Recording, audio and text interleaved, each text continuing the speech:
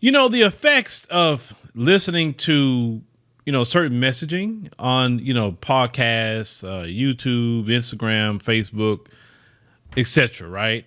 Can have good effects, great effects, because I've seen the great effects of our platform, our various platforms. I just come back from Kenya, and through our platform, about 30 people went to visit Kenya for the first time and had some positive experiences. But there's also people that could bring negative experiences to people, unfortunately, and it kind of messes them up. And that's why we have to be very cognizant of our platforms. Case in point, you got this, sister that hit the wall, and I want you to hear who she's crediting on her views about brothers. Let's review it.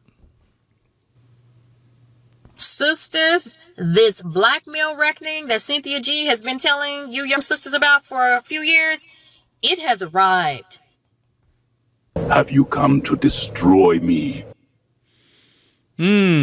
Okay. That's how we starting off the video. That's how we starting off the video. You mentioning Cynthia. Okay. I went to the Black Walmart today. I'm walking around in Walmart and I'm looking at, from a distance, these trash bag bandits, these legacies of low achievement, these leaders of femicide, genocide, homicide, filicide.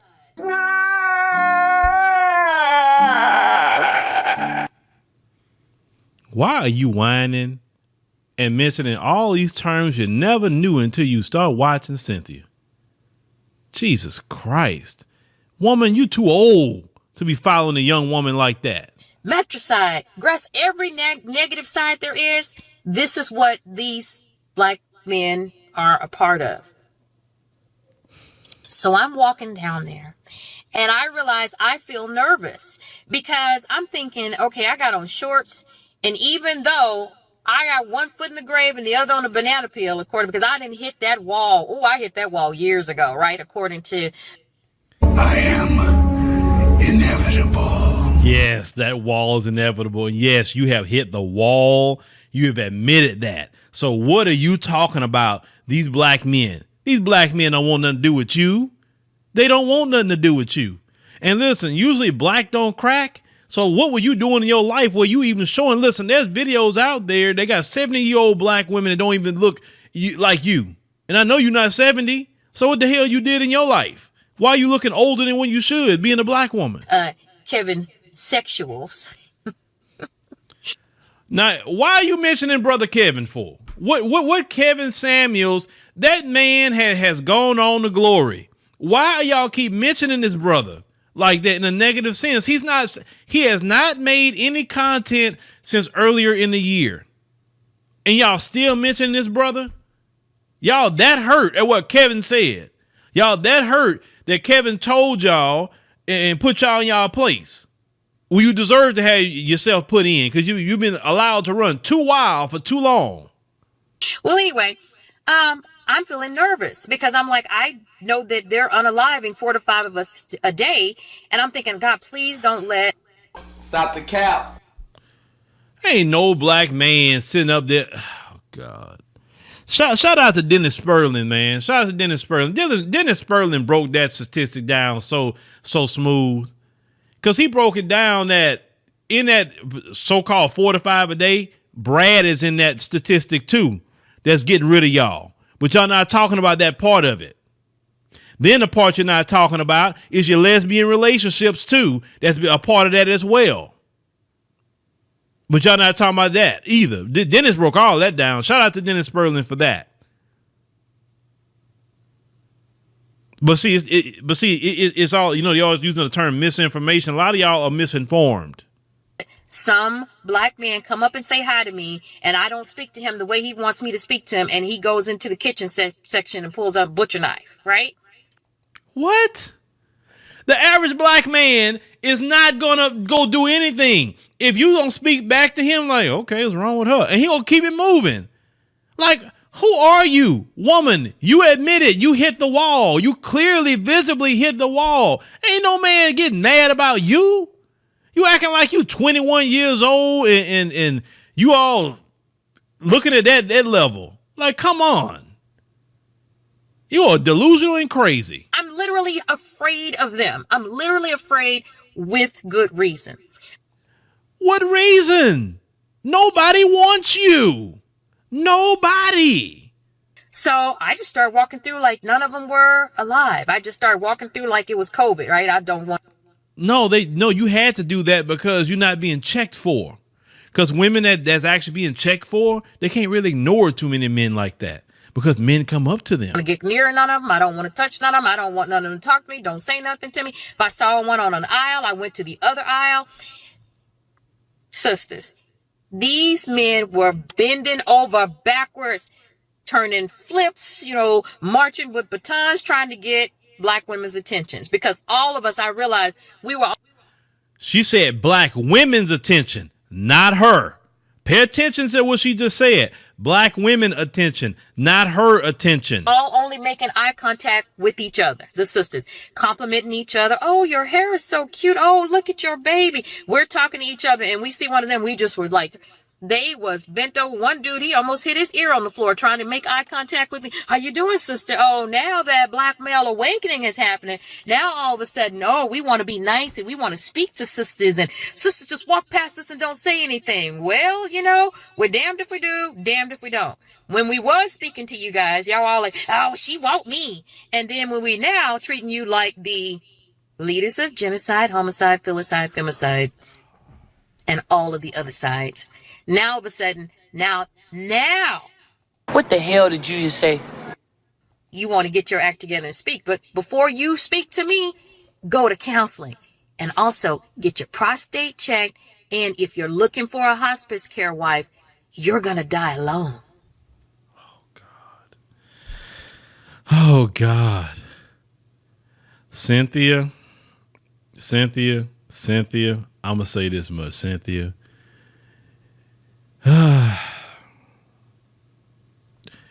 Cynthia, you know good and well, and I'm saying this directly to Cynthia, you know good and well, you can get married tomorrow. You'll get married tomorrow to some man that you want. Everybody knows you like black men. You said you like black men on your platform many times. You say you're not no divester. You said all that, right? But these women don't listen to you saying that. You'll get a man tomorrow and be happy with your man and switch your whole platform up. That I know Cynthia would do. But these women that listen to all of that Cynthia's talking about, man, Cynthia, you got some hellions following you. And unfortunately, they're not going to get married. They're not going to have anybody. And this is why a lot of men does not. But you know what, though? I appreciate what Cynthia's doing because it's actually revealing these people. Because if you have an inner hatred of black men, it's not really Cynthia's fault because it was already in them. It just took somebody saying something to bring it out. So that's actually a good thing, believe it or not, what Cynthia's doing, because it reveals all these women and how they feel about brothers. This is why brothers not tripping on y'all. Like you female, you're lying. Ain't no black man is tripping over speaking to any of you. That's a lie. Now, if you see you, let's say in the South, we talking about the South. You see it and say, hey, sister, how you doing? Okay, if you roll your eyes and don't speak over there, okay, what's wrong with them? And a brother go by his business, he ain't worrying with y'all. Brothers are not worried with none of you. What are you talking about? You're lying.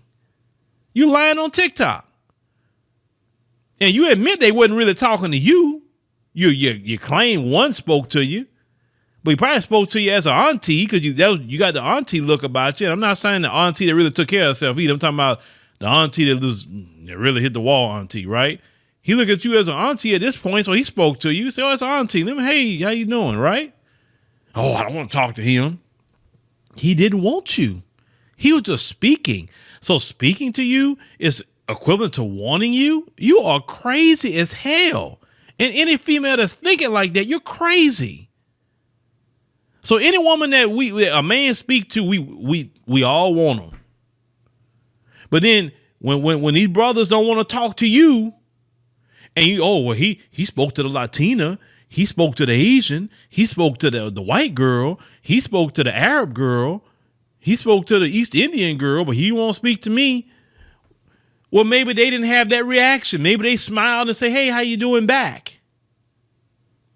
But females, and that's not all sisters, so it's not. Don't even go there and say it is.